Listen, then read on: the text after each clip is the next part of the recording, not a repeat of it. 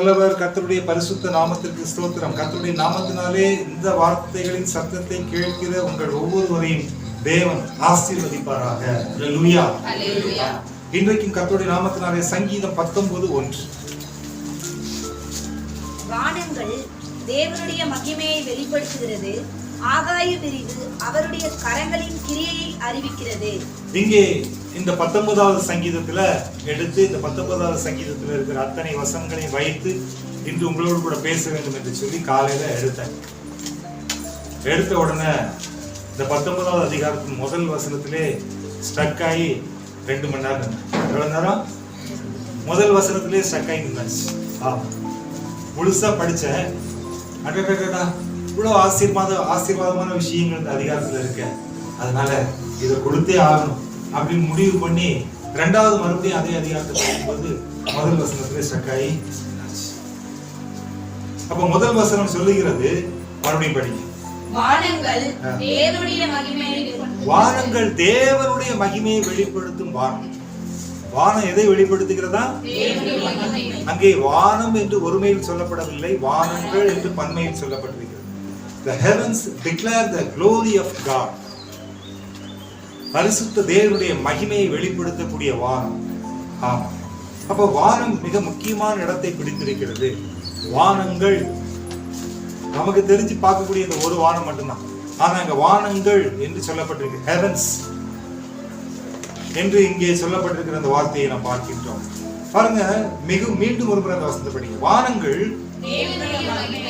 தேவனுடைய மகிமையை வெளிப்படுத்தக்கூடிய வானங்கள். வானங்கள் கர்த்தருடைய பரிசுத்த தேவனுடைய அளவில்லாத மகிமை, அந்த மகிமையை வெளிப்படுத்தக்கூடியதாக இருக்கிறது. The glory of God, கர்த்தருடைய மகிமை. உபாகமம் 28வது அதிகாரம் 12வது வசனம். உபாகமம் 28:12. ஏற்ற காலத்தில் தேசத்திலே மழை பெய்யவும் நீ கையிட்டு செய்யும் வேலைகளை எல்லாம் ஆசீர்வதிக்கவும் கர்த்தர் உமக்கு தமது நல்ல பொக்கிஷசாலையாகிய வானத்தை திறப்பார். அல்லேலூயா. அப்போ முதல்ல பார்த்தோம், வானங்கள் தேவனுடைய மகிமையை வெளிப்படுத்துகிறது. 2வது இந்த வசனத்தை பார்க்கும் பொழுது, the Lord will open to you his good treasury. The good treasury of heavens. Record ஆகலாம், கவனிக்கணும். ஆவலே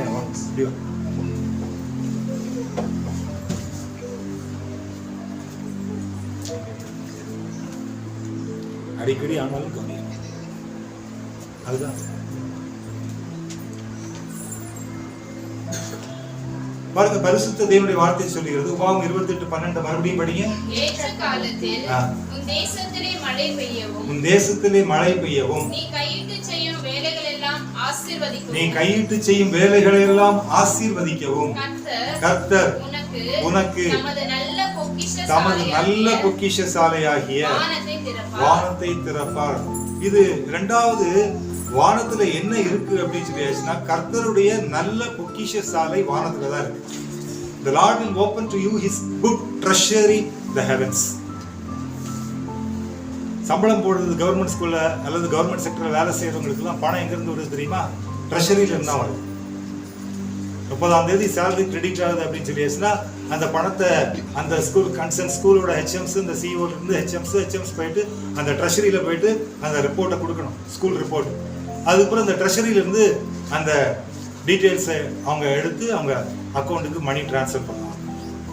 ட்ரெஷரிங்கிறது அது ஒரு பொக்கிஷ சாலை. இந்த பூமிக்குரிய ட்ரெஷரி எப்படி இருக்குதோ, துட்டு, பணம், சம்பளம் கையில வர்றதுக்கு பூமிக்குரிய ட்ரெஷரி எப்படி இருக்கோ, அந்த ட்ரெஷரியில இருந்து வரக்கூடிய பணம் உன் கைக்கு ஆசீர்வாதமா வரணும்னா, இந்த ட்ரெஷரிக்கு வந்து சேரக்கூடிய பணம் எங்க இருந்து வரணுமா? வானத்துல இருந்து வரணும். உனக்கு ஒரு சேலரி ஃபிக்ஸ் ஆகிருக்குது, உனக்கு ஒரு சம்பளம் ஃபிக்ஸ் ஆகிருக்குது, அது ஒரு குட் சேலரி, ஒரு நல்ல சேலரி உனக்கு எங்க இருந்து வருதுன்னு சொல்லிடுச்சுன்னா, பூமிக்குரிய ட்ரெஷரியில இருந்து வருது. அந்த கருவூலத்திலிருந்து உனக்கு சேலரி போடுறாங்க. அந்த கருவூலம் எப்படி பூமிக்குரிய கருவூலத்திலிருந்து உனக்கு ஃபிக்ஸ் பண்ணிருக்காங்க, யோ உனக்கு இதான் என் சம்பளம், உன்னுடைய கேடருக்கு இதான் சேலரி அப்படின்னு ஃபிக்ஸ் பண்ணிருக்காங்க. ஆனா அதை ஆசீர்வாதமான ஒரு வருமானமாக மாற்றக்கூடிய வல்லமை எங்க இருக்குன்னா பரலோகத்தின் கருவூலம், தேவனுடைய கருவூலம். அதான் வானத்தின் தமது நல்ல பொக்கிஷ சாலையாகிய, ஆமா, குட் ட்ரெஷரி, நல்ல பொக்கிஷ சாலை, அது பரலோகத்தில் இருக்கிறது. அதைத்தான் பரிசுத்த வேதம் சொல்லுகிறது, அது வானத்தில் இருக்கிறது. அடுத்து ஆதியாகமம் 49:25. ஆதியாகமம் 49. தகப்பனுடைய தேவனாலே அப்படி ஆயிற்று. உன் தகப்பனுடைய தேவனாலே அப்படி ஆயிற்று. அவர் உனக்கு துணையாயிருப்பார். அவர் உனக்கு துணையாயிருப்பார். சர்வ வல்லவராலே அப்படி ஆயிற்று. சர்வ வல்லவராலே அப்படி ஆயிற்று. அவர் உயர வானத்திலிருந்து உண்டாகும் ஆசீர்வாதங்களினாலும் போதும். வானத்திலிருந்து என்ன உண்டாகுமா? Almighty who will bless you with the blessings of heaven. உயர வானத்திலிருந்து உண்டாகும் ஆசீர்வாதம். இந்த உயர வானத்திலிருந்து உண்டாகும் ஆசீர்வாதம் தான் உன் வாழ்க்கையை ஆசீர்வாதமான வாழ்க்கையாக மாற்றும். அப்போ உன்னுடைய ஆசீர்வாதத்திற்கு வானத்தின் பலகணிகள் திறக்கப்பட வேண்டும். உயர வானத்திலிருந்து உண்டாகும் ஆசீர்வாதம் தேவை. அதற்கு அதைத்தான் நாம் சங்கீதம் 19:1 படித்தோம். வானங்களிலிருந்து உண்டாகும் மகிமை. அல்லேலூயா. யோவான் 6வது அதிகாரம் 31-32. வானத்திலிருந்து அவர்களுக்கு அப்பத்தை புசிக்க கொடுத்தார் என்று எழுதியிருக்கிறபடியே நம்முடைய பிதாக்கள் வனாந்தரத்தில் மன்னாவை புசித்தார்களே என்றார்கள். பாருங்க, 31வது வசனத்துல கிளியரா சொல்லப்பட்டிருக்கிறது, he gave them bread from heaven to eat. வானத்திலிருந்து உண்டான அந்த பிரெட், மன்னா, வானத்திலிருந்து பரிசுத்த தேவன் கொடுத்த மன்னா, அதை இஸ்ரவேல் ஜனங்கள் சாப்பிட்டார்கள். 32 படிங்க. வானத்திலிருந்து வந்த அப்பத்தை மோசே உங்களுக்கு கொடுக்கவில்லை, என் பிதாவோ வானத்திலிருந்து வந்த மெய்யான அப்பத்தை உங்களுக்கு கொடுக்கிறார் என்று மெய்யாகவே உங்களுக்கு சொல்லுகிறேன். My father gives the true bread from heaven. எங்க அப்பா உனக்கு உண்மையான அப்பத்தை, அந்த உண்மையான ஆசீர்வாதத்தை உனக்கு வானத்திலிருந்து கொடுக்கிறவர். அதனால்தான் இந்த சங்கீதம் 19:1 வானங்களில் இருந்த படிங்க. வானங்கள் தேவனுடைய மகிமை வெளிப்படும் வானம், தேவனுடைய மகிமை வெளிப்படும் வானங்கள். அப்ப அந்த வானத்திலிருந்து வந்த அந்த ஆசீர்வாதம், அந்த வானத்திலே வைத்திருக்கிற நல்ல பொக்கிஷ சாலை, இந்த வானத்தில் இருக்கக்கூடிய ஒரு அருமையான ஒரு ட்ரெஷரி, ஒரு குட் ட்ரெஷரி, ஒரு நல்ல ட்ரெஷரி. இந்த ட்ரெஷரி எங்க இருக்கு? வானத்தில் இருக்கிறது. அல்லேலூயா. இந்த குட் ட்ரெஷரி எங்க இருக்கு? வானத்தில் இருக்கிறது. எல்லாரும் சொல்லுங்க, அந்த குட் ட்ரெஷரி எங்க இருக்கு? வானத்தில் இருக்கக்கூடிய அருமையான அந்த ட்ரெஷரி. ஆமா, கர்த்தருக்கு பிரியமானவர்களே, அதனால நம்ம இந்த பூமிக்குரிய கருவூலத்துல ஏற்கனவே ஃபிக்ஸ் பண்ணிட்டாங்க. திஸ் இஸ் யுவர் இன்கம், இதான் உங்களுடைய வருமானம். இன்னைக்கு நம்முடைய வருமானம் குறைவா இருக்கா அதிகமா இருக்கா? உண்மையை சொல்லுங்களேன், வருமானம் குறைவா இருக்கா அதிகமா இருக்கா? வருமானம் அதிகமாகணுமா வேணாமா? 100 மடங்கு வந்து நல்லா இருக்குமா இருக்கா? நல்லா இருக்கா? 100 டைம்ஸ் பிளஸிங்ஸ் வேணுமா வேண்டாமா? எனக்கு வேணுங்க. யாருக்கு வேணும்? உங்க முன்னாடி சாட்சியா சொல்லுங்க, எனக்கு வேணும். பக்கத்துக்கு பார்த்து சொல்லுங்க, எனக்கு வேணும். உனக்கு வேணுங்கிறது 2வது விஷயம், எனக்கு வேணும், அவ்வளவுதான். ஏன்னா எனக்கு வந்தால் தான் நான் என்னுடைய சபையை ஆசீர்வாதமா வைக்க முடியும், என் பிள்ளைகளை ஆசீர்வாதமா வைக்க முடியும். எனக்கு வேணும், அதான் உண்மை. கர்த்தருக்கு பிரியமானவர்களே, அதனால இங்க கர்த்தருடைய வார்த்தை சொல்றது, எனக்கு இந்த பூமிக்குரிய கருவூலத்திலிருந்து வரக்கூடிய அந்த பணம் எனக்கு ஒன்றும் திருப்தி இல்லையா, சாட்டிஸ்பேக்ஷன் இல்லை. அதுல நிம்மதியா என்னுடைய பிள்ளைகளுக்கு சரியான படிப்பை கொடுக்க முடியல, இல்லைன்னா பிடிச்ச ட்ரெஸ் எடுக்க முடியல. ஒரு ஷோரூம் போனா கூட அந்த விலையை பார்த்த உடனே ஐயோ இது ஆவாது, இது ஆவாது, நம்ம பட்ஜெட்டுக்கு இது ஆவாது. எடுக்கிறான் ஒருத்தன், எவ்வளவு வேலை இருந்தாலும் எடுக்கிறான், ஆனா என்னால முடியலையே. கர்த்தர் ஆசீர்வதிக்கிறவர்னு சொல்லியிருக்க, எனக்கு அது வேணும், எனக்கு அது வேணும். I need this type of blessings. ஆமா, அதனால இப்ப இருக்கிற வருமானம், அந்த பூமிக்குரிய கருவூலத்திலிருந்து வரக்கூடிய பணம் எனக்கு பத்தாது. பக்கத்துல பார்த்து சொல்லுங்க, எனக்கு பத்தாது, பத்தாது பிரதர், பத்தாது. ஆமா, கர்த்தருக்கு பிரியமான பரிசுத்த தேவன் சொல்லுகிறார். ஆமா, அழகா சொல்றாரு அவர். my father gives the true bread from heaven. வானத்திலிருந்து உங்களுக்கு மெய்யான அப்பத்தை கொடுக்கிறதே. வானத்துல அப்படி இருந்து வானத்திலிருந்து அப்படி கொடுக்கக்கூடிய அந்த வல்லமை உள்ள அந்த தெய்வம் யார்? 1 கொரிந்தியர் 15:47. 1 கொரிந்தியர் 15:47. முந்தின மனுஷன் பூமியிலிருந்து உண்டான மண்ணானவன். பூமியிலிருந்து உண்டான மண்ணானவன். இரண்டாம் மனுஷன் வானத்திலிருந்து வந்த கர்த்தர். வானத்திலிருந்து வந்த கர்த்தர். The second man is from heaven. வானத்திலிருந்து வந்த கர்த்தர். The second man is from heaven. பாருங்க, வானத்திலிருந்து வந்த கர்த்தர் இந்த இரண்டாம் மனுஷன். அதைத்தான் பரிசுத்த வேதம் சொல்லுகிறது. கர்த்தருக்கு பிரியமானவர்களே, வானத்திலிருந்து புறப்பட்ட அந்த நல்ல பொக்கிஷ சாலையை குறித்து பார்த்தோம். வானங்கள் தேவனுடைய மகிமையை வெளிப்படுத்தும் என்று பார்த்தோம். வானத்திலிருந்து உண்டாகும் ஆசீர்வாதங்கள் இந்த பூமியில் இருக்கக்கூடிய ஜனங்களுக்கு கொடுக்கப்படும் என்று பார்த்தோம். பரிசுத்த தேவன் வானத்திலிருந்து அவருடைய பிள்ளைகளை ஆசீர்வதிக்கிறவர், மெய்யான அப்பத்தை கொடுக்கிறவர் என்று பார்த்தோம். ஏனென்றால் அவர் second man, he is the second man from heaven. அவருடைய பிள்ளைகளை ஆசீர்வதிக்கிறவர். அது மட்டுமல்ல, அவருடைய பிள்ளைகளுடைய பலிகளை ஏற்றுக்கொள்ளக்கூடியவர். 2 நாளாகமம் 7வது அதிகாரம் 1வது வசனத்தை படிங்க. 2 நாளாகமம் 7:1. 2 நாளாகமம் 7வது அதிகாரம் அதேதான் 1வது வசனம். சாலமோன் ஜெபம் பண்ணி முடிக்கிற போது அக்கினி வானத்திலிருந்து இறங்கி சர்வாங்க தகன பலியையும் மற்ற பலிகளையும் பட்சித்தது. ஒரு நிமிஷம். கர்த்தருடைய மகிமை எதை நிரப்பிற்று? எல்லாரும் அப்படி கையை சொல்லுங்க. கர்த்தருடைய மகிமை எதை நிரப்பிற்று? As soon as Solomon finished his prayer, fire came down from heaven and consumed the burnt offering and the sacrifices, and the glory of the Lord filled by the temple. இங்க சொல்லப்பட்ட வார்த்தையில கர்த்தருக்கு பிரியமானவர்களே, சர்வாங்க தகன பலி என்பது எதை குறிக்கிறது என்று சொன்னால் burnt offering. நீ ஆண்டவருக்கு படைக்கக்கூடிய காணிக்கைகள் தேவனால் அங்கீகரிக்கப்படக்கூடிய காணிக்கைகளாக மாறும் பொழுது, அல்லேலூயா, அதைத்தான் அந்த வசனம் சொல்லுகிறது. Consume the burnt offering and the sacrifices. அதாவது 2 பலிகள் சொல்லப்பட்டிருக்கிறது. ஒன்று சர்வாங்க தகன பலி, இன்னொன்று மற்ற பலி. நீ கர்த்தருக்கென்று படைக்கக்கூடிய காணிக்கைகள், உச்சிதமான காணிக்கைகளை பரிசுத்த வேதம் சொல்லுகிறது, அதை சர்வாங்க தகன பலியாக, மற்ற பலியாக. எவ்வளவு அழகா சொல்லப்படும். இது எதை வெளிப்படுத்துகிறது என்று சொன்னால், அந்த glory of the Lord filled by the temple. கர்த்தருடைய மகிமை ஆலயத்தை, வானங்கள் தேவனுடைய மகிமையை, அந்த வானத்திலிருந்து வெளிப்படக்கூடிய மகிமை இந்த ஆலயத்திலே உன்னை நிரப்ப வேண்டும் என்று சொன்னால், உன் பலி அங்கீகரிக்கக்கூடிய பலியாக மாற வேண்டும். அல்லேலூயா. உன்னுடைய பலி எப்படிப்பட்ட பலியாக இருக்கணும்? அங்கீகரிக்கக்கூடிய பலியாக மாற வேண்டும். நீதிமொழிகள் 30:4.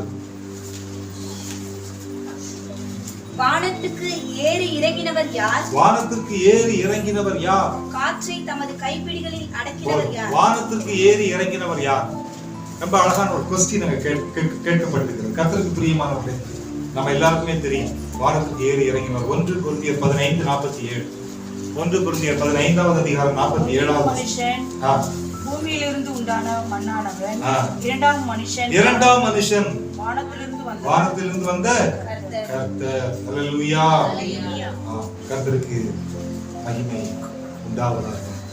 கர்த்தருக்கு பிரியமானவர்களே, கடைசி நாட்களிலே நாம் கர்த்தருக்கு பிரியமுள்ள பிள்ளைகளாக மாறும் பொழுது, வானத்தின் பலகணிகளை திறந்து, வானத்தின் நல்ல பொக்கிஷ சாலையை திறந்து நம்மை ஆசீர்வதிக்கிற தேவன் நம்முடைய தேவன். அல்லேலூயா. அப்போஸ்தலர் 1வது அதிகாரம் 9, 10, 11.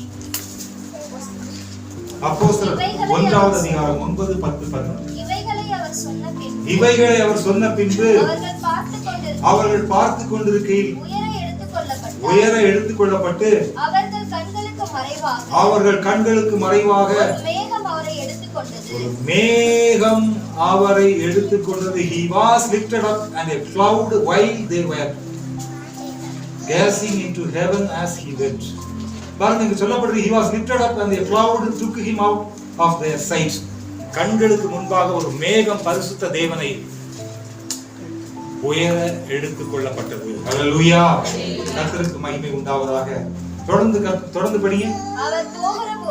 அவர் போகிற போது அவர்கள் வானத்தை அண்ணாந்து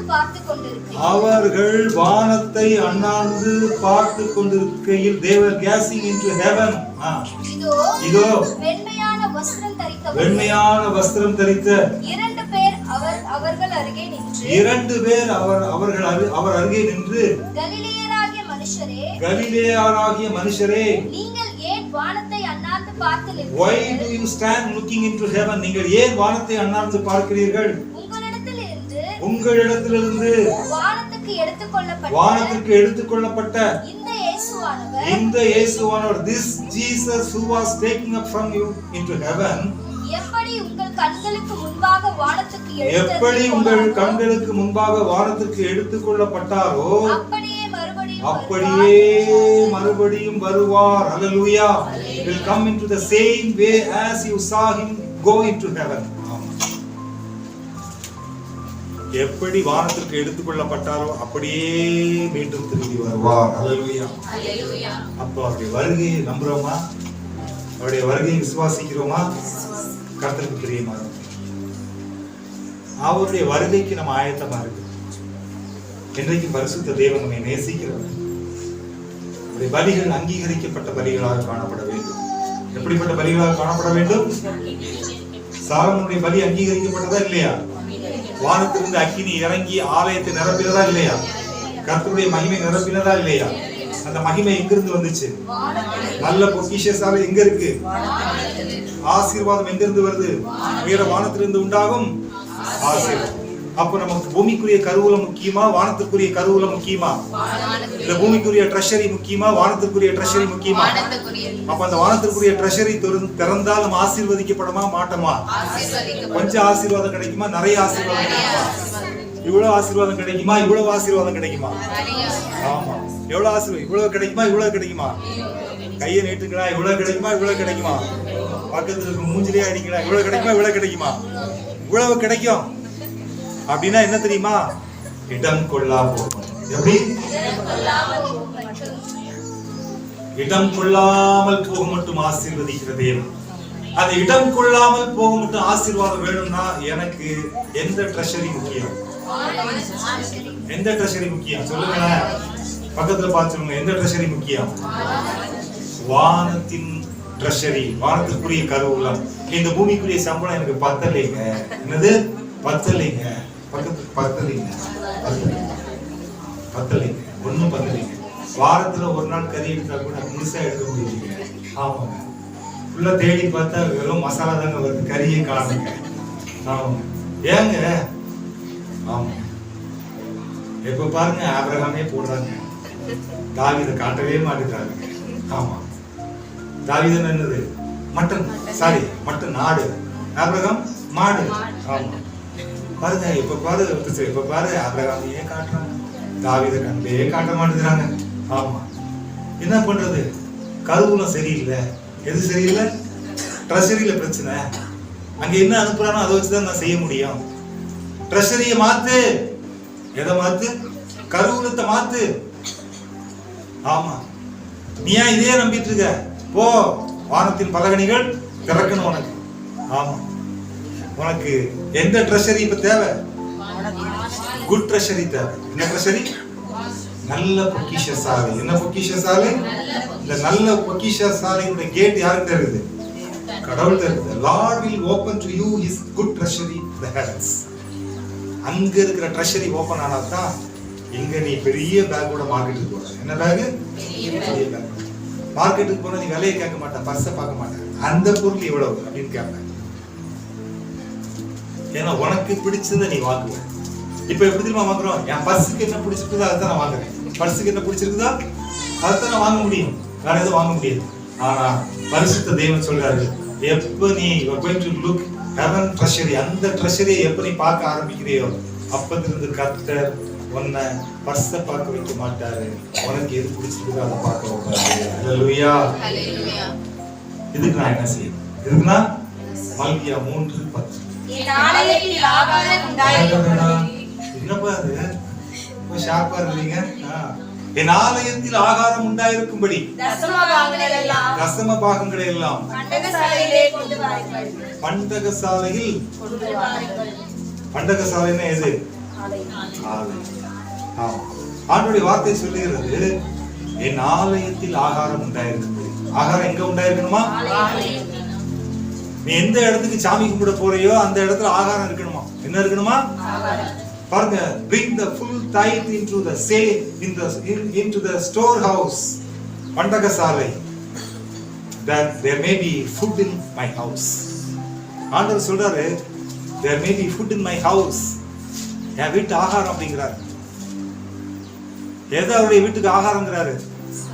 உன்னுடைய தசம பாகத்தை என்னுடைய வீட்டுக்கு ஆகாரம் அப்படின்னு சொல்றாரு. அப்போ நீ உன் தசம பாகத்துல கை வைக்கிறன்னா எதுல கை வைக்கிற? தேவனுடைய ஆகாரத்துல கை வைக்கிற. எதுல கை வைக்கிற? அவர் சாப்பாட்டுலயே நீ கை வைக்கிற. எவ்வளவு அழகா சொல்றாரு பாத்தீங்களா? நீ உன் சாப்பாட்டுல கை வைக்கல, நீ 10% தேவனுடைய ஆகாரத்தை நீ கொடுக்கறதுக்கு நீ தயங்குற அப்படின்னா நீ உன் சாப்பாட்டுல கை வைக்கல, அவர் சாப்பாட்டுல கை வைக்கிற. அதான் மெயின். உன் பிள்ளைக்கு நல்ல சாப்பாடு கொடுக்கணும்னு நினைக்கிற, முடியல. உன் பிள்ளைக்கு நல்ல ட்ரெஸ் எடுக்கணும்னு நினைக்கிற, முடியல. உன் பிள்ளைய நல்ல ஸ்கூல்ல படிக்க வைக்கணும்னு நினைக்கிற, முடியல. உன் பிள்ளைக்கு சிறந்ததை செய்யணும்னு நினைக்கிற, முடியல. ஏன்னா நீ யார் சாப்பாட்டுல கை வைக்கிற? அவர் சாப்பாட்டுல கை வைக்கிற. அதுதான் வசனம் சொல்லி அவர் கிளியரா சொல்றாரு, food in my house, food in my house, என் வீட்டு ஆகாரம் அப்படின்னு சொல்றாரு. அவர் சாப்பாட்டுல கை வச்சுட்டு நீ எப்படி சாப்பிட முடியும்? நீ எப்படி நிறைவுள்ள சாப்பாடு சாப்பிட முடியும்? முடியாது. இந்த ரகசியத்தை இன்று நீ தெரிந்து கொள். அதைத்தான் பரிசுத்த வேதம் இன்றைக்கு உனக்கு போதிக்கிறார். கர்த்தருக்கு பிரியமானவர். ஏன் ஏன் இப்படி ஆண்டவர் சொல்றாரு? படிங்க, என்னாகும் 18வது அதிகாரம். என்னாகும் 18:11. இஸ்ரவேல் புத்திரர் ஏறெடுத்து படைக்கிறதும் அசைவாட்டுகிறதுமான அவர்களுடைய எல்லா காணிக்கைகளின் படைப்புகளும் உன்னுடையவைகளாய் இருக்கும். அவைகளை உனக்கும் உன் குமாரருக்கும் உன் குமாரத்திகளுக்கும் நித்திய நியமமாக. ஆண்டவர் சொல்றாரு, தேவனுடைய ஊழியனுக்கு அதை உனக்கு நான் நித்திய நியமமா கொடுத்திருக்கிறேன். என் பிள்ளைகள் படைக்கக்கூடிய காணிக்கைகள், என் பிள்ளைகள் படைக்கக்கூடிய அத்தனை உனக்கு நித்திய நியமம் சொல்லியிருக்கிறார். ஆண்டவர் ஊழியனுக்கு கொடுத்த சுதந்திரம் உனக்கே உரியதாகும். அடுத்த வசனம் 12வது வசனம் படிங்க. அவர்கள் கர்த்தருக்கு கொடுக்கும் அவர்களுடைய முதற் பலன்களாகிய உச்சிதமான எண்ணெயையும் உச்சிதமான திராட்சரசத்தையும் தானியத்தையும் உனக்கு உரியதாக கொடுத்தேன். தேவன் அவருடைய ஊழியத்தை செய்கிற பிள்ளைகளுக்கு உரியதாக கொடுத்தார். அடுத்த வசனம், அடுத்து 13வது வசனம். தன் தேசத்தில் முதல் பழுத்த பலனில்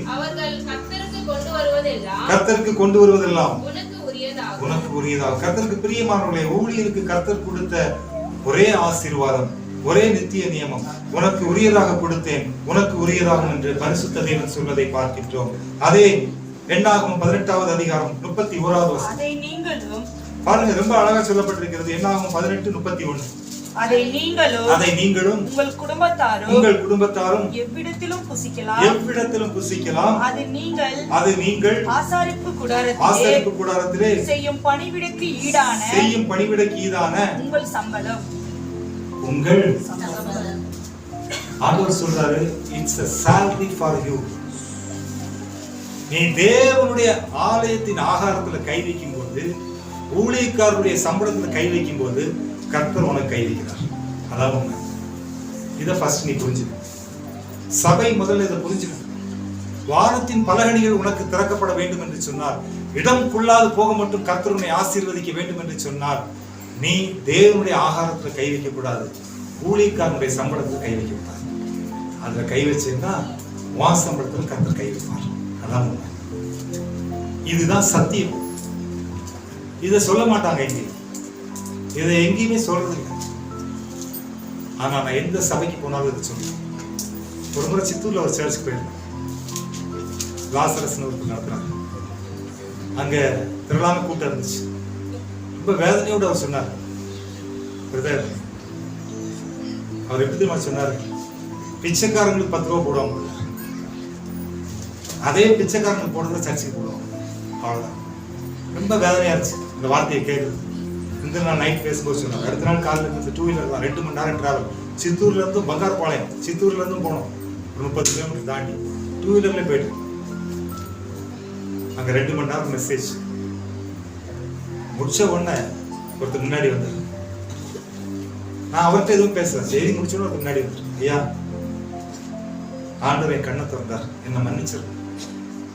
எத்தனையோ வருஷம் சர்ச்சுக்கு வர நான் திருடனாவே இருந்தேன். இன்னைக்கு ஆண்டவர் கண்ணை திறந்தார். இனி நான் கர்த்தரை மட்டும்தான் பார்ப்பேன். எனக்கு முன்னாடி ஒரு சாட்சியை கொடுத்தாரு. ரொம்ப ஆச்சரியமா இருந்துச்சு. நான் மறுபடியும் அந்த சபைக்கு போகல, ஒரு முறை மட்டும்தான் போனேன். அதுக்கப்புறம் அந்த ஊழியக்கார சாட்சி கொடுத்தார். கர்த்தர் இன்றைக்கு எங்களை ஆசீர்வாதமாக வைத்திருக்கிறார் அப்படின்னு சொல்லிட்டு. அல்லேலூயா. பாருங்க, பிள்ளைகளுக்கு சத்தியம் தெரியணும். அவன் இருக்கான் போறான் எப்படின்னா போட்டு அதை பத்தி கவலை இல்லை. எனக்கு நீ கூட்டத்தை சேர்க்கறது என் வேலையே கிடையாது. நீ ஆசீர்வாதமா இருக்கணும், அதுதான் என் வேலை. எனக்கு கூட்டத்தை சேர்க்கறது எனக்கு வேலையே கிடையாதுங்க. நான் தேவனுடைய மனுஷன், தேவனுடைய சத்தியத்தை உனக்கு கொடுத்துறணும், அவ்வளவுதான். நீ ஆசீர்வாதமா இருக்கணும், நீ பிச்சைக்காரனா இருக்கக்கூடாது. You need to get the blessings in your life, personal life. அதுக்கு தேவனுடைய சத்தியம் என்ன சொல்லுது அதை நீ தெரிஞ்சுக்கணும். அதைத்தான் பரிசுத்த தேவன் விரும்புகிறார். கர்த்தருக்கு பிரியமானவர். இன்றைக்கும் ஆண்டவர் சொன்ன ரொம்ப அழகான கடைசி முடிக்கக்கூடிய வார்த்தை. முதல்ல பார்த்தோம், வானங்கள் தேவனுடைய மகிமையை வெளிப்படுத்துகிறார். அந்த மகிமை என் வாழ்க்கையில வெளிப்படணும் அப்படின்னா, தேவன் தன்னுடைய நல்ல பொக்கிஷசாலையை திறக்கணும் அப்படின்னா, வேலை வானத்துல உயரத்திலிருந்து உண்டாகக்கூடிய ஆசீர்வாதங்கள் என் வாழ்க்கையில வேணும் அப்படின்னா, இந்த பூமிக்குரிய ட்ரெஷரியில இன்னைக்கு வரைக்கும் எனக்கு நிம்மதி இல்லை, எனக்கு சாட்டிஸ்பேக்ஷன் இல்லை, எனக்கு பரலோகத்தின் கருவூலம் திறக்கப்பட வேண்டும் என்று சொன்னார். ஆண்டவர் சொன்ன ஒரே வார்த்தை, என் ஆலயத்தில் ஆகாரம் உண்டாயிருக்கும்படி. அந்த ஆலயத்தினுடைய ஆகாரத்தை கர்த்தர் எதுக்கு வைத்திருக்கிறார் என்று சொன்னார். மிக தெளிவாக என்னாகமத்தில் சொல்றாரு, it is the salary for my God servant. என்னுடைய ஊழியருக்கு நீ கொடுக்கக்கூடிய, நான் கொடுக்கக்கூடிய சம்பளம் அப்படின்னு அவர் சொல்றாங்க. அந்த சம்பளத்துல நீ கை வச்சேன்னா உன் சம்பளத்தை நான் கை வைப்பேன் அப்படின்னு அவர் சொல்றாங்க. அதுதான் அந்த மல்கியாவின் புத்தகத்துல அந்த ஜனங்க மகா உபத்திரவப்படுறாங்க. ஒன்றும் முடியல, எல்லாமே வேஸ்டா போகுது, ஹாஸ்பிட்டலுக்கு போகுது, அங்க போகுது, இங்க போகுது, எல்லா பணமும் வீணா போகுது, புலம்புறாங்க, ஒன்றும் முடியல, அப்படி பைத்தியம் முடிச்ச மாதிரி இருக்கிறாங்க. மல்கியாவின் புத்தகத்துல கர்த்தர் அவங்கள பார்த்து திட்டும்படிக்கு அந்த மல்கியா புத்தகத்துல 1வது அதிகாரத்துல 1வது வசனத்துல ஆரம்பிக்கிறாங்க. யோ, நீ அழுது புலம்பி என்ன பிரயோஜனம்? என் வார்த்தையின்படி நடக்கலையே. அந்த முதல் வசனம் மல்கியா 1வது அதிகாரம் 1வது வசனத்துல சொல்லப்பட்ட வார்த்தை படிங்க. மல்கியாவை கொண்டு கர்த்தர் இஸ்ரவேலுக்கு சொன்ன வேற எதுவும் இல்லைங்க, வார்த்தையின் பாரம்.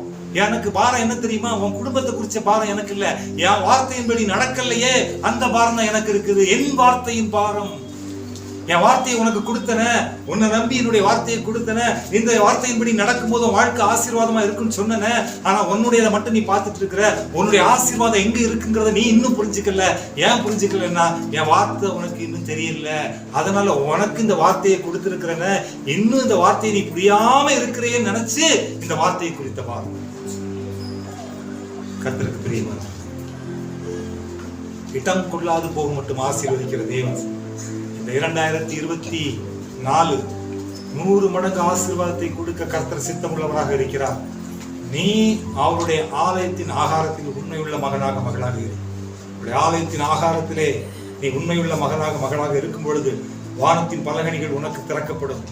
அங்கே கர்த்தர் இடம் கொள்ளாது போக மட்டும் உன்னை ஆசீர்வதிக்க சித்தமுள்ளவராக இருக்கிறார்.